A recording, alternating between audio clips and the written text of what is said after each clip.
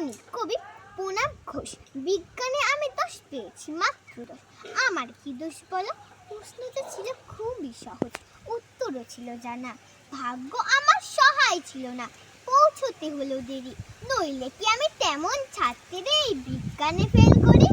সকাল থেকেই নানা অঘটন, জল খাবারে আস্ত ডিম, রান্নার মাসে নিয়ম জানেন না, ডিম খেতে নেই কেন না গোল, অমলেট দিলে তো কিন্তু লিটার মার্কস পেতাম ঠিক।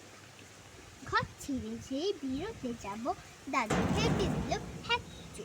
ঠাকুর মাতাই রেগে মেঘে গায়, মাকে বললেন ও বৌমা, আজি পল্লবে হয় না জানো।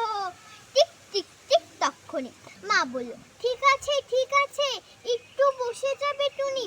অগত্যাতায় বসতে হলো। হাতির বিপদ যেই না কাটলো, চৌকাঠে পা।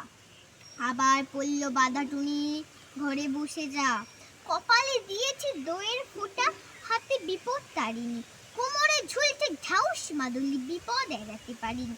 অতি সাবধানে ঘরের বাইরে যেই না বেরোবো, কুট্টি বোন চেঁচিয়ে উঠল দিদি দেখ দেখ, পাঁচিলে একটা পাখি, কি সুন্দর হলদেটে ঠোঁট, লালচে চোখ আর বাদামি পিঠ।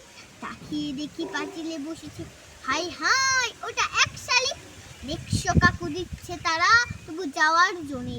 বাড়ির সবাই শালিক খুঁজছে, আয় রে শালিক আয়। আরেক শালিক না দেখি তুমি কি করে স্কুলে যায়। শালিক জুটল অবশেষে, 100 ছুটলো খুব জোরে, আর দেরি নেই পৌঁছতে স্কুলে।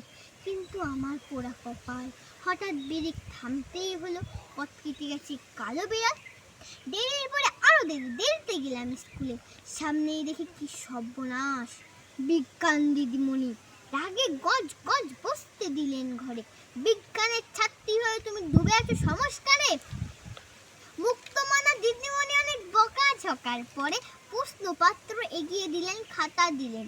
হঠাৎ চেয়ে দেখি কলা নীলা শঙ্খে ভরা দিদিমণির হাতের আঙুলগুলো। বিজ্ঞানে আমি 10 পেয়েছি, মাত্র 10। আমার কি দোষ বলো? নমস্কার।